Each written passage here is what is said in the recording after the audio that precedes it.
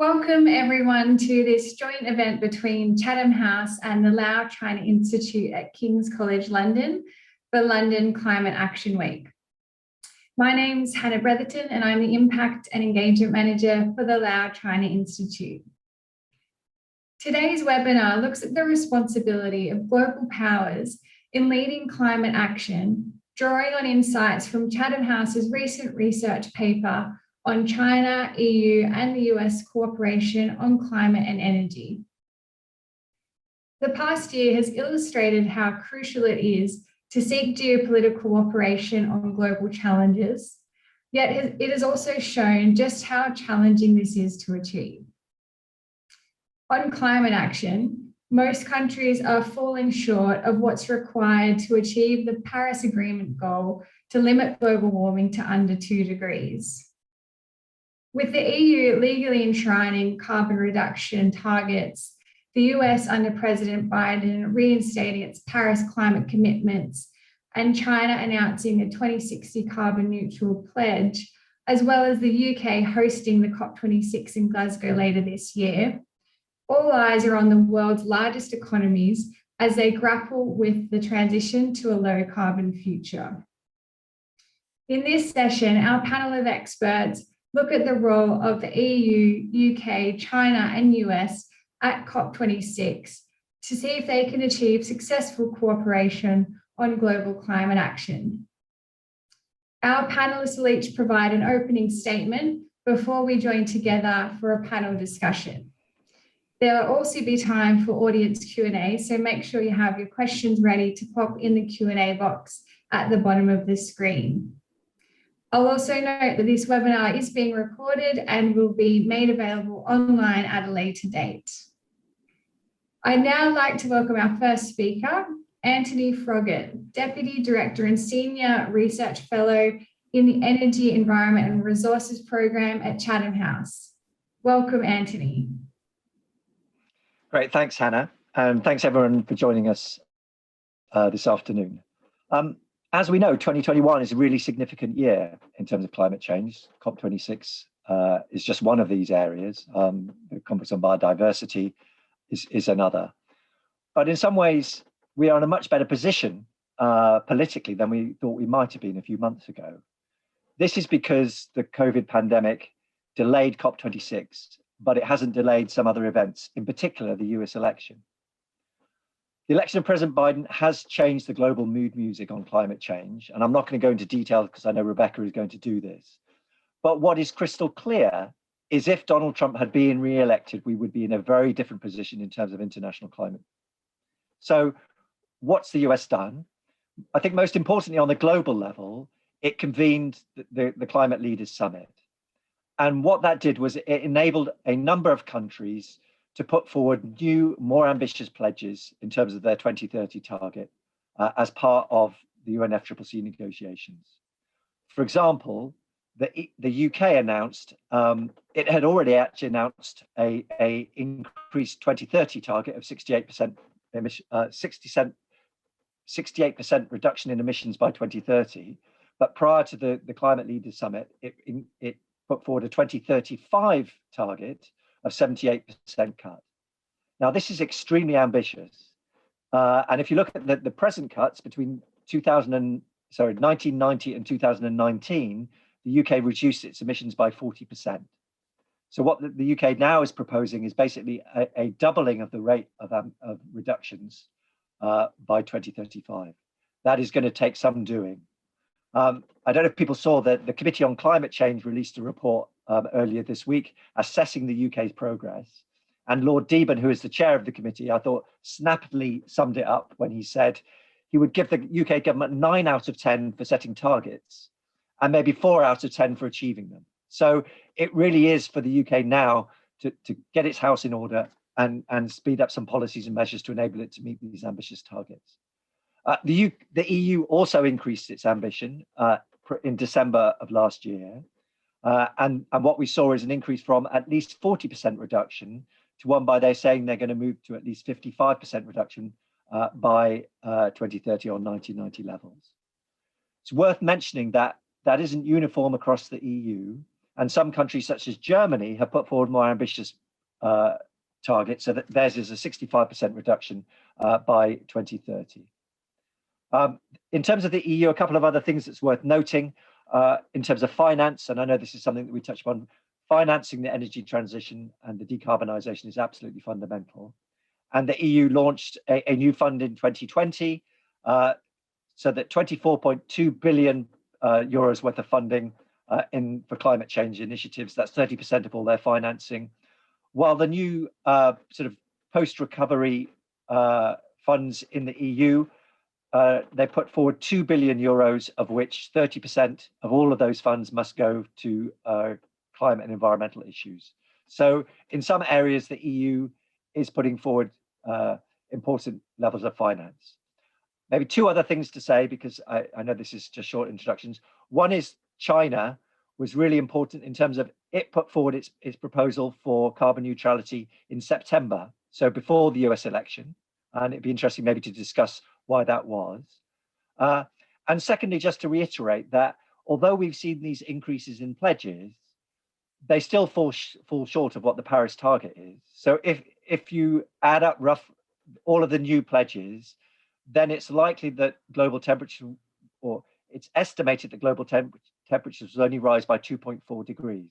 So an improvement, we're still not on track for the Paris target of well below 2 degrees, and we're obviously not even close to 1.5 degrees. So there is much work to be done, and we'll have to see what happens over the coming months as to which other countries are willing to increase their ambition. So I'll probably leave it there, because I think we'll come back to some of the other points about the G7 and the recent developments. Thanks very much. Thanks, Anthony. Some very interesting and frightening facts there. I'd now like to welcome Jiang Wenguo, who's Senior Research Fellow for the Energy Program at Chatham House. Thank you, Hannah. And thank you, Anthony. In your statement, you have briefly mentioned about the carbon neutrality target of China. So before that, maybe we could start talking about China on the 14th five-year plan. Firstly, maybe a very worthy short message that the five-year plan, formerly known as the outline of the five-year plan for national economic and social development of China. As this name indicates that, it gives an outline and a directional document for other plans in China. The 14th five-year plan period has started in China since early this year. There are several exciting points that have been seen in the plan. Specifically on climate change, firstly, in terms of the mitigation, the outline states to develop action plan of 2030 carbon peaking, and for the first time sets out a dual control target with the carbon intensity in measure supplemented by total carbon emission control. And also the outline addresses the target of carbon neutrality by 2060. That implies that the more aggressive and robust policies and measures are on the way. On the other hand, for the first time, this outline also mentions the control of non-CO2 greenhouse gases, such as methane. That meaning China has taken all GHG controls into account of the carbon neutrality. The 14th five-year plan is the first 5 years period towards 2060. Whether a pathway for an accelerated decarbonization could be set up is critical for the roadmap of net zero target and beyond. Nowadays, the five-year plan has moved on to the stage of a specific plan and the breakdown both in the dimensions of sectoral, provincial, and local level specifications. Number of breakdown plans have been gradually published, and more will be seen very shortly. In parallel to this, the 2030-2060 goals have also been stepped forward at all levels in China, directed by a top-level leading team where several national leaders sit in. The peaking target of China holds the nature that, firstly, to be at a lower level of peak value and lower per capita income with a shorter plateau period, and the carbon neutrality to be achieved in a shorter period of time, or in other words, that's meaning at a faster pace. The 30-year time frame between carbon peak and the neutralization is much shorter than it in developed countries. This poses a complex challenge for China, such as the severe regional imbalances in resources in dormant and development stage, the need of the infrastructure development alongside the continuous urbanization, complex situation across various sectors towards the industrial structure transition, etc. All of this request a tailored transition roadmap to be identified and captured in specific context.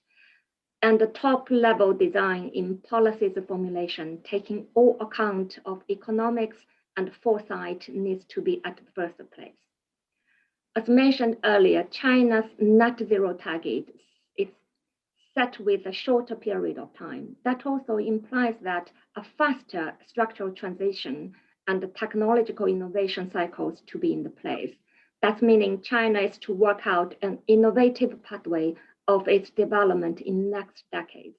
There are lots of potentials and opportunities need to be explored and capitalized. The research from Tsinghua University shows that if 2 or 1.5 degrees target achieved, China's energy system would require new investment for around $10 trillion over the next 30 years. According to the report from Goldman Sachs, infrastructure investment for clean energy in China will reach around $16 trillion by 2060, creating 40 million net new jobs. A successful COP cannot be realized without international collaboration among developing and developed countries and South-South cooperation as well. China's BRI is a valuable contribution towards this and could be more. In 2020, for the first time, the green energy is more than brownfield investment for China's overseas financing. If the Belt and Road investment is misdirected, it may have a lock-in effect in the long run. However, if it is led in a direction where renewable energy and advanced technologies could be promoted, such as solar, wind, battery, and hydrogen energy, the Belt and Road could shape a large green investment framework.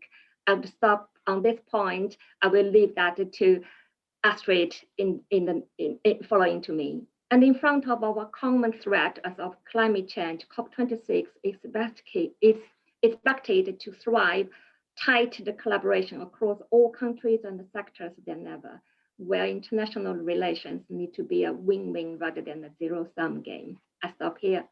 Thank you, Hannah. Thank you, Jiangwen. I'd now like to invite Professor Astrid Norden, who's the Lau Chair of Chinese International Relations at the Lau China Institute, King's College London. Welcome, Astrid. Thank you, Hannah. So it's really nice to follow from Jiangwen, who's so nicely introduced the Chinese side of this equation. And I'd like to say something about why I am rather positive, perhaps uncharacteristically so, about the prospects of China actually living up to a lot of the promises and expectations, not just because there's a track record there of under-promising and overachieving, which gives me some reason for hopefulness, but because it's really, I think, in the interest of the Chinese Communist Party state to deliver on a number of these goals and to reach this quite ambitious net zero target. And I think there's a domestic and an international side to that equation. So as you may know, tomorrow is the 100th anniversary of the founding of the Chinese Communist Party, which will be greatly celebrated in Beijing and elsewhere in China. And one of the celebratory kind of achievements that will be talked about there is the advances of a green economy. Now, a lot of the legitimacy, or at least consent to Communist Party rule in China has been built around this idea that the population in China are getting better lives, at least a majority. So economic growth has been really key here. And my suggestion is that continued economic growth is reliant on an environmental aspect. So environmental progress is not contrary to economic growth in China, but actually benefits it. And there's a number of reasons for this. So partly, if you look at a map of China and you kind of run your thumb over the east coast, that's where all the wealth is, that's where all the growth sits. So China is very vulnerable to the possibility of rising sea levels, for example.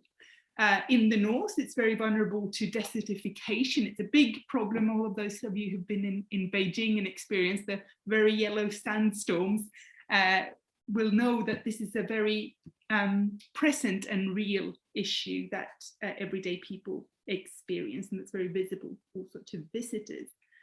The poisoning of land and water and air pollution has led to the inability to use a lot of land alongside the desertification problem.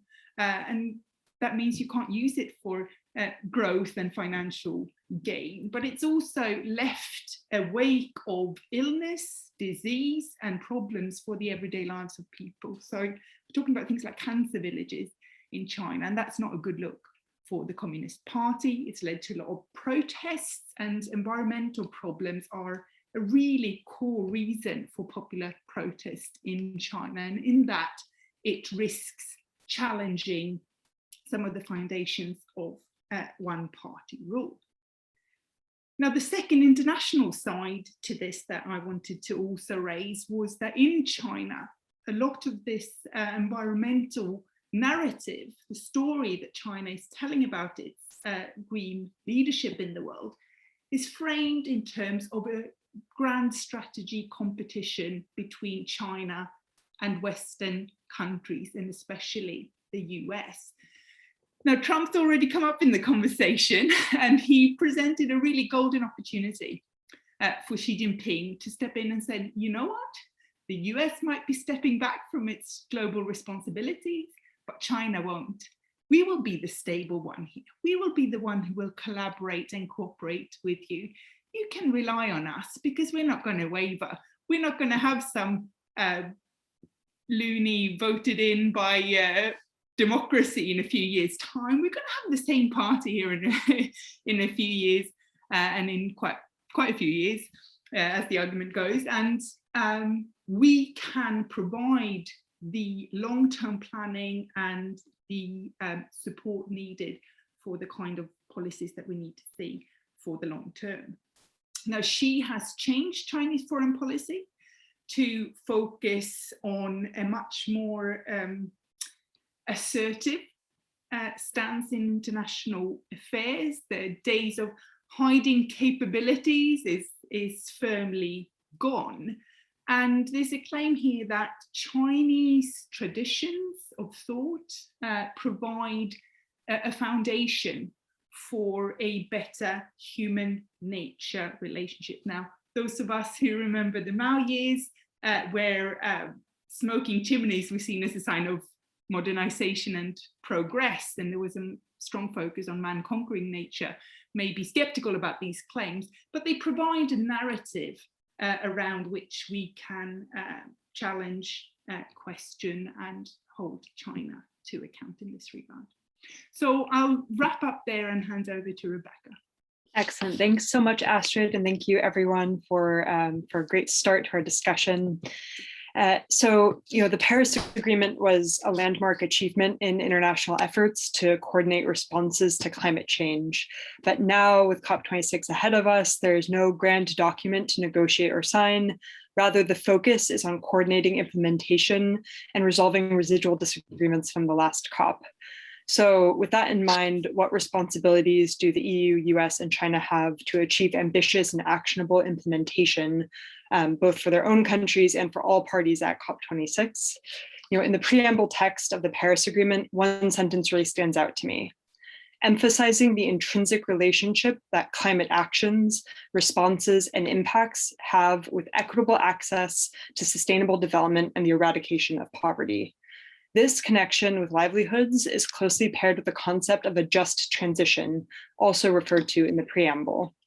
For those less familiar with the concept, a just transition refers to a range of interventions to secure the rights and livelihoods of workers when economies start to shift to more sustainable production and consumption patterns. The pace and scale needed to shift from fossil fuel-based economies, markets, societies, and cultures to a low or zero emissions future will have major impacts on workers and communities from West Virginia to Beijing. During these necessary systemic changes, it's essential that social and economic inequalities are not exacerbated and that no one is left behind. Without solidarity embedded in policy change, climate goals will not succeed. We've seen this around the world with rising public discontentment against reforms.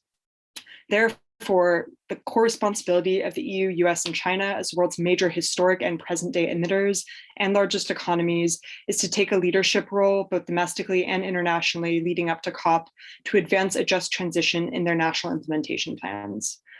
From a US perspective, since Biden came into office, we've seen huge steps in the right direction on domestic and international climate action from the country. And now all eyes are on President Biden's historic and potentially transformational $1.2 trillion infrastructure plan. However, the infrastructure bill and budget resolution remains precarious.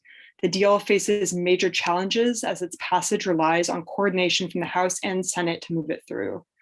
The tensions for domestic climate action in the US are reflective of wider issues around the world that no doubt will be reflected in the COP discussions in November, including that too many politicians and voters and businesses in the global north think that climate action costs too much money to implement. But not doing anything also costs a tremendous amount more in public health, lost homes, and falling property values, as well as stranded market assets. We've made huge progress on climate action, but tend to forget that most international climate agreements are about managing demand rather than production of fossil fuels. The problem is that we're on track for 120% more fossil fuels than the world can burn while staying within a 1.5 degree scenario world. The stunning 2021 International Energy Agency report found that the current climate pledges to date fall short of what's required to bring emissions to net zero by 2050 and give the world a chance to limit temperatures to 1.5 degrees. The difference between 1.5 degrees and 2 degrees Celsius above pre-industrial levels may seem insignificant. If someone were to adjust the thermostat in your room by 0.5 degrees, you probably wouldn't notice. But the difference between 0.5 degrees in global average temperatures is life or death for vulnerable, low-income, and coastal areas. So the headline takeaway here is that we can't build any new fossil fuel infrastructure and must rapidly phase out current fossil fuels for renewables. And yet last month, a US federal judge ruled to allow the Dakota Access Pipeline to continue operating even as it undergoes environmental review. The Line 3 pipeline continues to send crude oil from Canadian tar sands through 3 US states. Developed nations are spending more in subsidies than in implementing climate plans, while complaining that addressing climate costs too much and justifying subsidies and expansion of fossil fuels with unsubstantiated promises of offsetting or carbon capture and storage. Climate policy debates can be complicated, but one thing is not. 80% of the emissions in our atmosphere come from 3 things: oil, gas, and coal. Renewable energy is booming, but it's not displacing fossil fuels fast enough. The world used 83% of fossil fuels to supply energy needs in 2009, dropping to only 80.2% last year. At COP26, we need to see a commitment from the EU and US to stop producing now if we're to achieve critical near-term reductions in absolute greenhouse gas emissions. While the G7 meeting this month offered progress on ending international financing for coal, vague language around the complete phase out of domestic coal use without a specific end date means that the EU and US lose credibility to lobby Beijing to peak its emissions earlier. When the house is on fire, don't add more fuel. To achieve a just transition, we cannot have any new finance for fossil fuels and need to reduce and eliminate subsidies, starting with wealthy countries in the EU and US, since 80% of planned expansion is in the global north.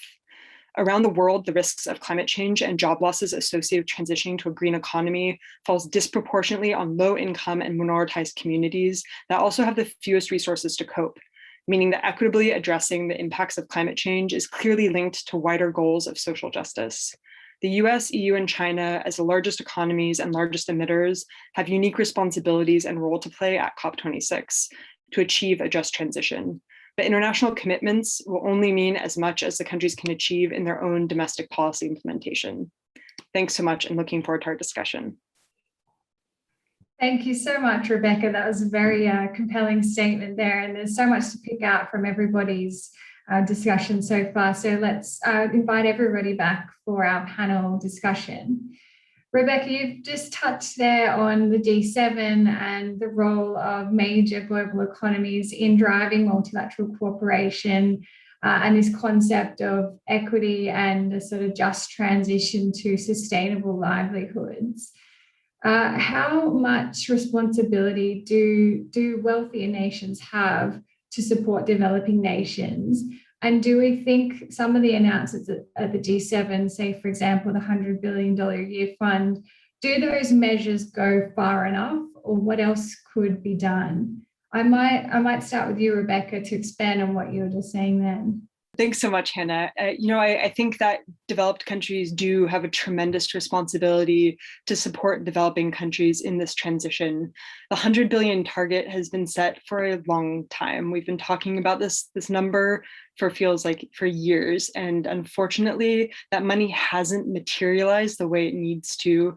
The G7 discussion about it is a step in the right direction, but I think developing countries are kind of tired of hearing it, and they want to see this put into action, implemented today. It's already, we've already waited too long.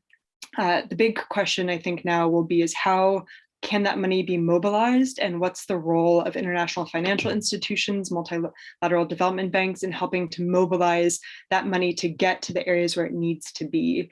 Oftentimes as the money starts moving, it ends up in capital cities. It's not actually getting out to vulnerable areas that need the adaptation and the mitigation implemented. I think that the responsibility is there and that the intent is there, but the actual mobilization hasn't materialized yet. Do the rest of our panelists agree that there needs to be more done in terms of implementation on this front?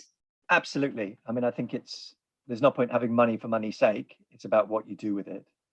But if I could just add one thing in terms of what Rebecca said, I think that the G7, it really was a missed opportunity in terms of meeting the 100 billion. There was increases in pledges, but I think the 100 billion is going to be one of the key issues for COP26. It's very easy for people to understand. It's a very clear demand, and that has been on the table for a long time. But I think also what's important is that many vulnerable and developing countries have seen over the last year the extent to which developed countries have found trillions of dollars, euros, etc., pounds for their own economies because of the pandemic.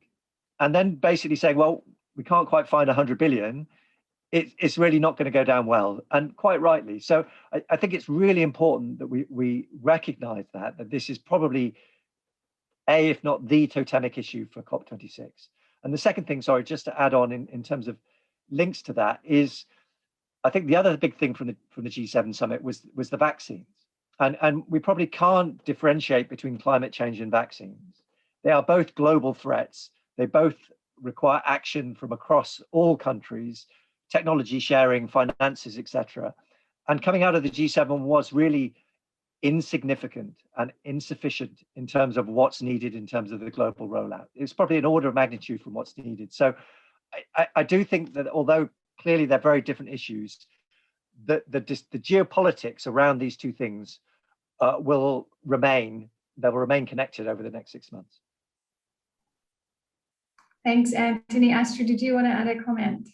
Yeah, I wanted to bounce off of Anthony's and Rebecca's beautiful comments there and pick up on this geopolitical aspect coming out of the G7. So as somebody who's very interested in China, one of the key things that came out of the G7 meeting in Cornwall, and then subsequently also from a NATO communique, was the setting up of a kind of great power rivalry where these democratic states were coming together and saying, we're gonna take China up on the challenge to be a better world leader, right? So this is how Chinese actors have framed their relationship to the US and the West for a very long time, as having very clear targets to, in various ways, be better than the US and the West, including to be a leader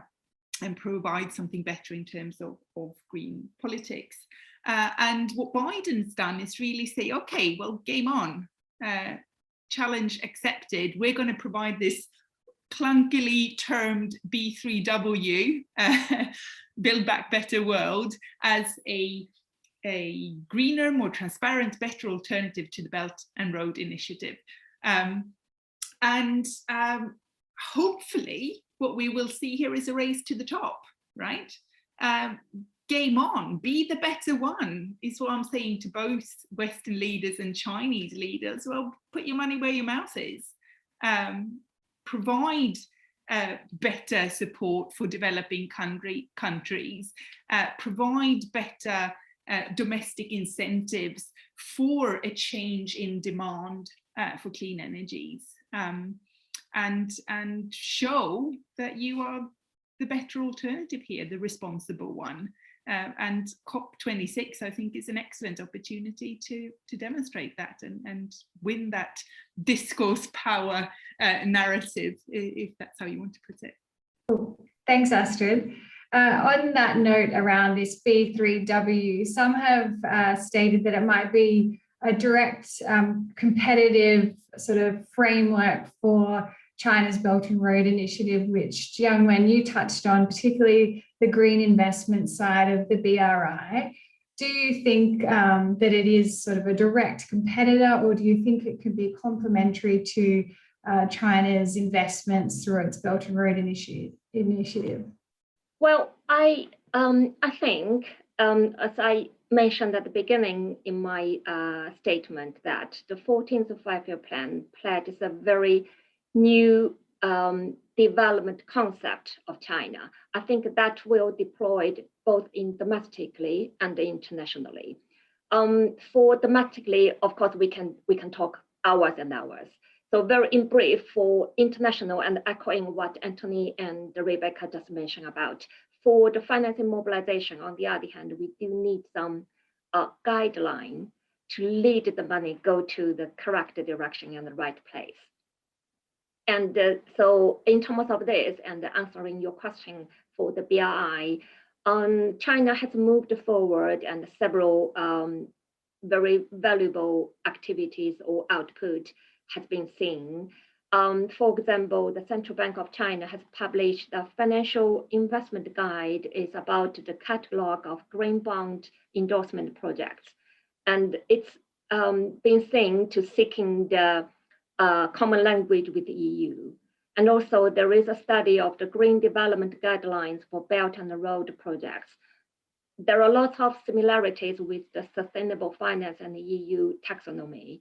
So even though there are still a lot of details need to be done in this study, however, it aims to guide investment flows to the areas meet the green development requirements across Belt and Road frame, and also that would be a valuable reference for both domestically in China and also globally. Thank you. Thank you. Astrid, did you want to add on to that?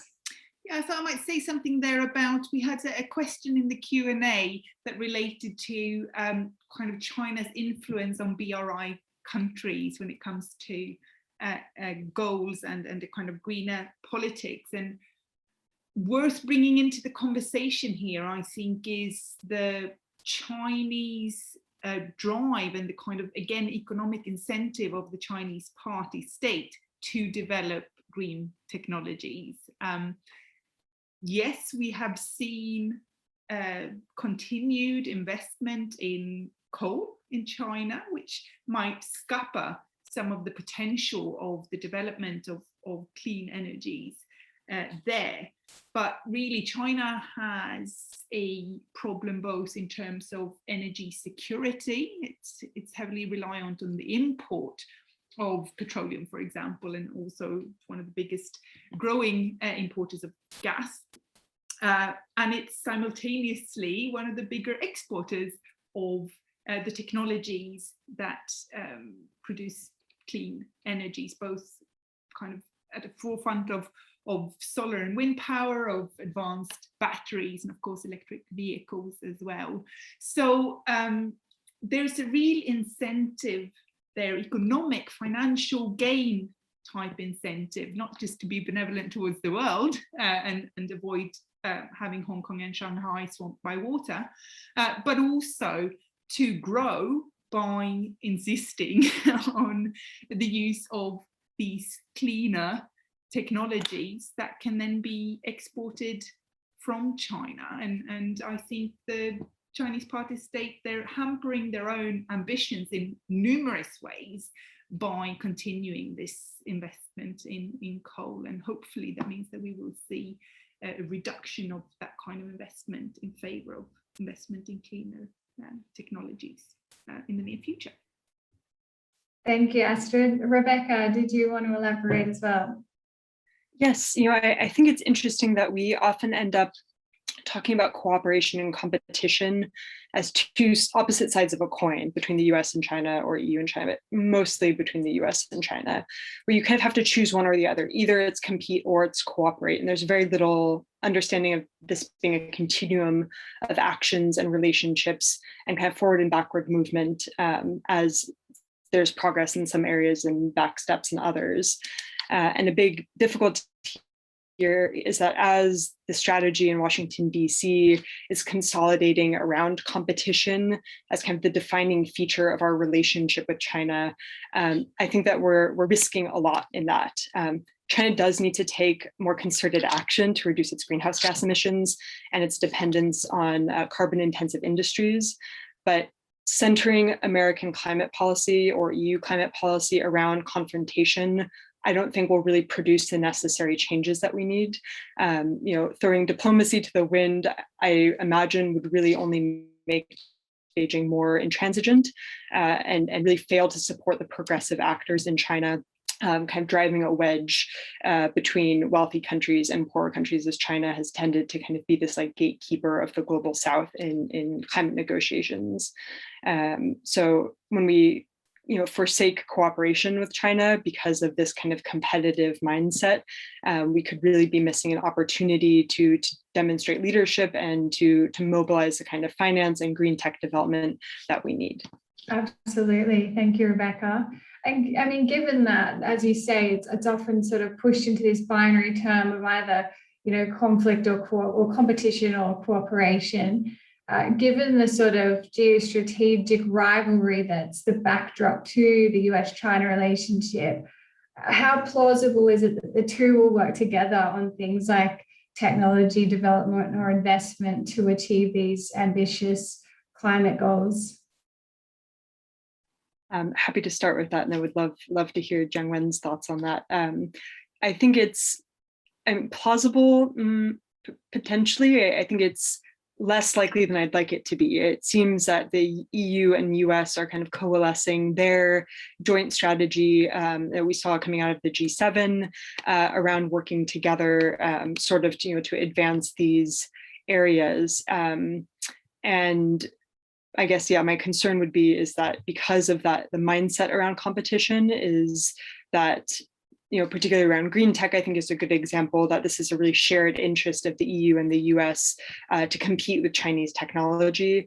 If it were just about, driving prices down, that might be one thing, but this kind of transatlantic green technology alliance we saw coming out of the G7, the idea was to use it to enable breakthrough technologies and innovation that could be, competitive on the market. But Europe really lost its solar industry to China after Germany used a lot of the original technology, and I think that remains kind of a sore spot now. Thanks, Rebecca. Jiang Wen, did you want to add anything to that? Well, we are talking about the green technology need to be more innovative. So I'm thinking maybe even the international relation, we need to think about how to have a more innovative approach. In this new era, we have a much more severe climate change threat than ever. And also with the pandemic we just experienced and how to facing the green recovery globally. And also there is a tendency of the trade protectionism. That's another new, potentially maybe at least, is a threat to the global collaboration. So as I just mentioned at the beginning, that to tackle the climate change, the international collaboration needs to be even tighter than ever. So we need to think about the competition and also the collaboration, how to be in the same basket.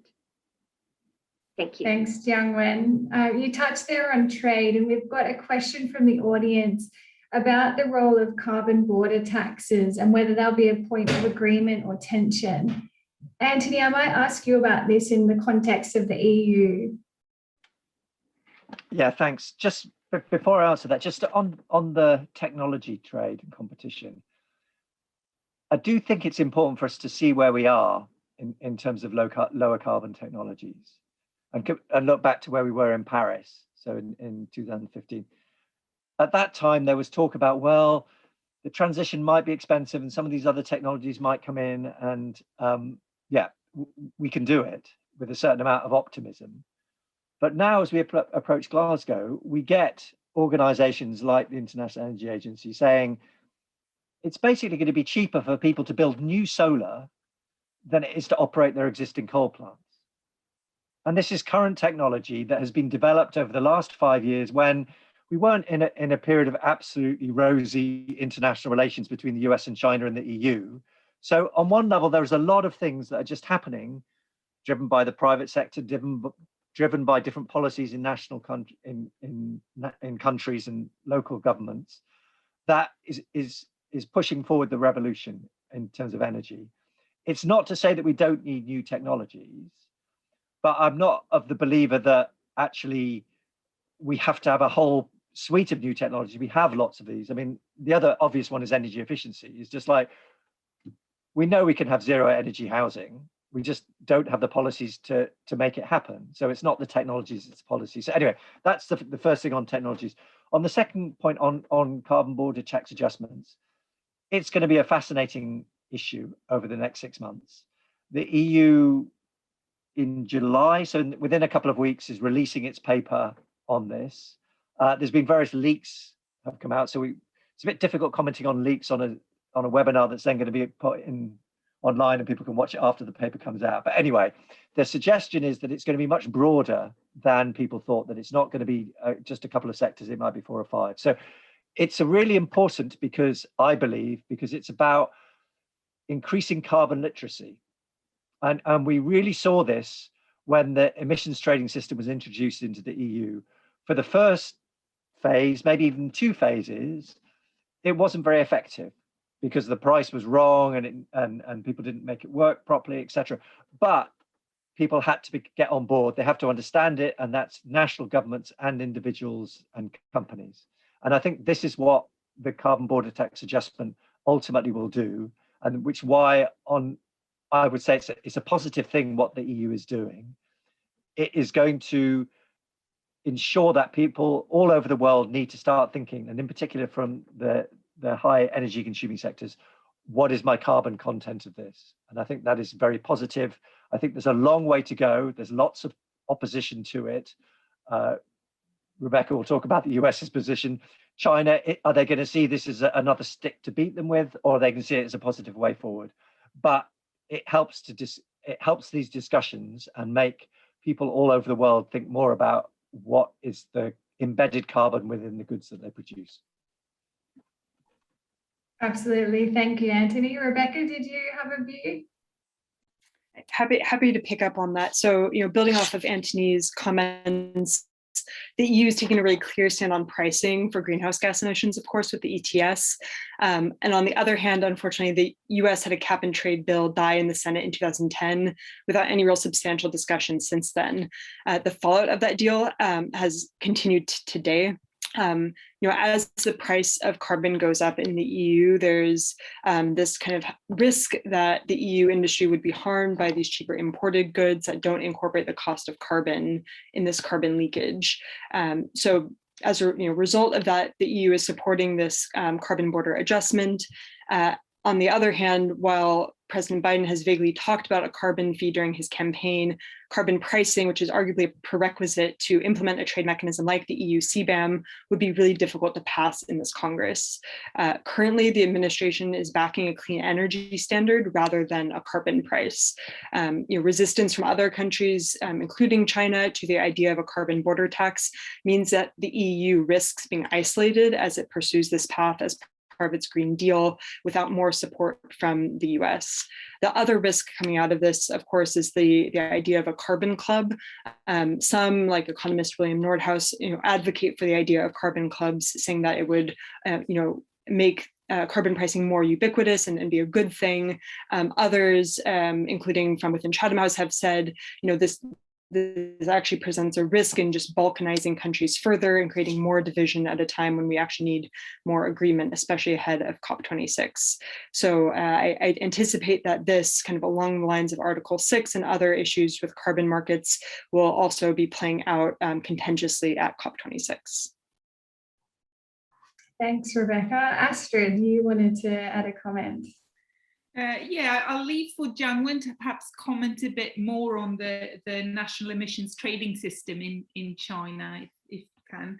But I also wanted to kind of raise something, as we're talking so much about technology and technological progress here, that I don't want to sound too optimistic about technology as the way out of this problem, because what we do know is that as we come up with more energy efficient ways of producing the things we consume, we just consume more and more of them, right?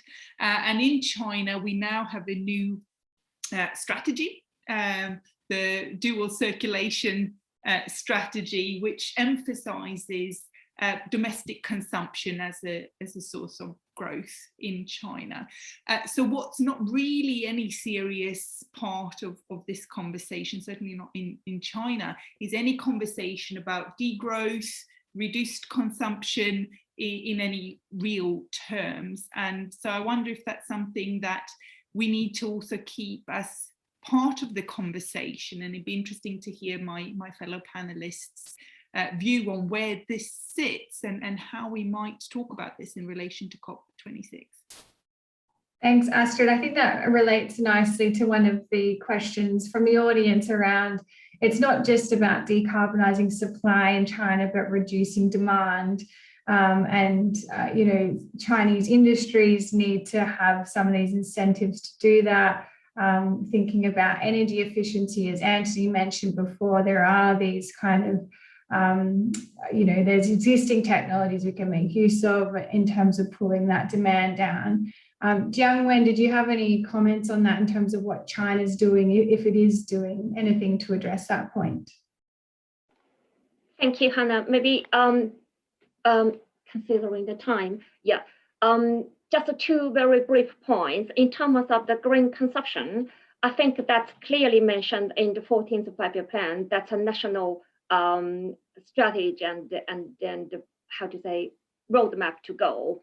Not only the consumption, that's from even early, meaning the upstream, is from the production, meaning the green production and the consumption as a whole life cycle. And also, on the other hand, for the carbon trading, as we know that earlier this year, China, after 10 years, the pilot case, now finally the national trading scheme is in the place. And it was scheduled end of June to be launched the transaction. But as I mentioned, that there is a very complex situation in terms of the breakdown of the 14th Five-Year Plan and also the roadmap and action plan for the 2030 and the 2060 plans across the levels and the sectors. So this launch now is expected to be launched very shortly. So that's my very brief message to Astrid. Thanks, Jiangwen. Rebecca, did you have something to add? Maybe just building off of that, in addition to the 5-year plan, I think is worth noting the Made in China 2025 plan, which was a national strategic plan to upgrade the country's high-tech manufacturing sector, which the Trump administration considered a threat to the US economy. The idea of this initiative was to jumpstart China's green tech sector. And as we know, China is a world leader in the production of solar panels, electric vehicle batteries, and is consistently overperforming its own targets for renewable renewable energy development. Obviously, China can't just continue to grow its green economy, it also needs to cut its brown economy. But these kind of state-led supports are really, really crucial and interesting and important to understand. Thanks, Rebecca. We've spoken a lot about the role of the US and China and EU for obvious reasons, being the biggest economies in the world. But given that the UK is hosting COP26 this year in Glasgow and that we are having this conversation as part of London Climate Action Week, I'm interested to know from the panelists, what are the tangible outcomes we're hoping from the UK side, either domestically or in terms of what it's pushing in terms of global cooperation. Anthony, I know you mentioned that the UK has been given a 9 out of 10 for its targets, but a 4 out of 10 on the implementation side. So maybe we'll start with you. What more can the UK do? It's going to be interesting. One of the reflection that I had from the G7 summit was the whole issue about Sausagegate. I don't know if people remember this, where there was the question about the Northern Ireland and whether or not they had access to sausages, etc. This was said to overshadow or to not overshadow. It changed the atmosphere a bit in terms of UK EU. And I think the UK is seeing the presidency of the G7 and COP26 as it's big post-Brexit, global Britain, we're out on our own sort of thing. And it's quite interesting because in order for COP26 to be a success, we need to have really close cooperation with the EU. It's jointly hosted with Italy. We have the pre-summits in Italy. Italy's hosting the G20. So it's a bit ironic, I think, in some ways, but that's absolutely one thing that the UK wants out of it. It wants to be seen to be a successful broker on the global stage outside of the EU. So that's its number one objective. I think it sees climate change as not just because of COP26, but in general as a good vehicle for soft power, in terms of it has a successful, as I said, record of making good announcements on climate change. It has done good reductions. 40% below 1990 levels is an achievement. It is one of the leaders within the G20, so good. But clearly it needs to go much further and faster. And therefore it has an opportunity in certain technological areas to be a leader. Obviously, the most obvious is offshore wind. So I think there's some technology areas. I think it wants to show outside of the EU, it has global Britain, but yet it needs to have cooperation with the EU. So it's going to be an interesting balancing act for it. Thanks, Anthony. We don't have a lot of time, so just to broaden on that point, I want to hear from each of the panelists on how positive or optimistic you're feeling about COP26 in terms of being able to achieve what we need to achieve to combat climate change. I might go to you, Rebecca. Thanks so much, Hannah. There's some areas I feel more optimistic about than others. One I anticipate being a real sticking point will be around Article 6 and carbon markets. The nature of the intractability of the debates about Article 6 going back to Paris, I think make this one a potential stick in the mud that could lead to intractable conflict. The hope might be is recognizing that carbon markets are already here, they're here to stay. How they roll out and are implemented will be really crucial to figure out, particularly around the question of common timeframes and being able to agree on transferring Kyoto era units over to this kind of new era of markets. The technical nature of Article 6 makes it really difficult, even for negotiators to kind of find common ground on. So that's the one I potentially feel a little less optimistic about, but hopeful that there's an opportunity to make some progress, if not a complete agreement. Thanks, Rebecca. Jiang-Wen, what about you? Just a very brief message following what Rebecca just mentioned about the carbon market. As we talk a bit more in the earlier conversation that for a successful COP26, I think besides other policies and the negotiation to be done or agreement to be done, on the other hand, the financing mobilization and also the transparent framework for guide the money is another key of COP26. Thanks, Jiangwen. And Astrid, I know your opening statement was very positive, so hoping to hear positive things from you about COP26. But maybe I need to moderate that a little bit in my concluding statement, because on the one hand, I am very positive about the one area where a more adversarial rhetoric might actually pay out in positive terms, in terms of a race to the top between these powerful countries like China and the US. What I worry about is that in that process, everybody's fighting so hard to be a leader that they forget about the relational nature of the stories that are being told and the practical solutions that need to be found about combating climate change. So I worry about the inclusivity, which I think was one of the key virtues of the Paris Agreement, of bringing everybody on board and building from the bottom up.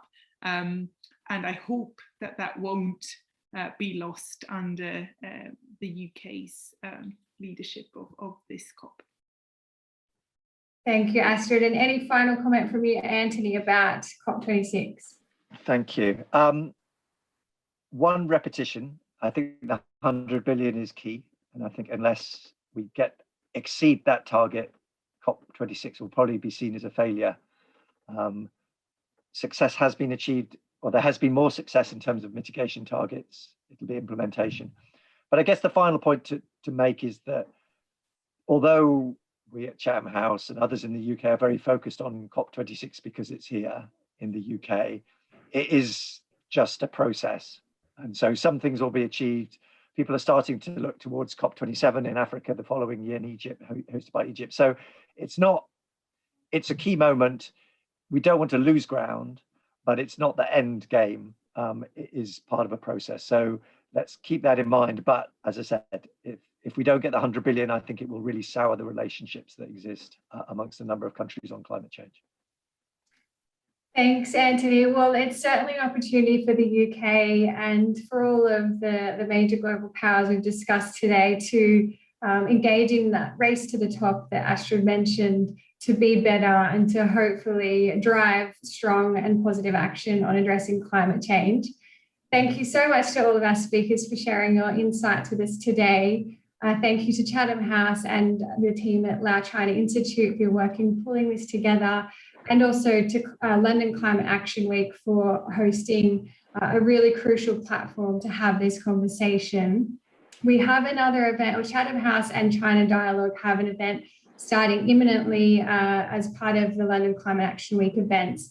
So tune into that on China and multilateralism starting shortly. I do want to say thank you so much to all of our guests for tuning in. If you want to relive the conversation, this will be recorded and posted online shortly. There's also further reading to do on this topic through Chatham House's research paper on this topic, which can be accessed online. So make sure you do check that out. And please enjoy the rest of your day, and we look forward to seeing you for future events.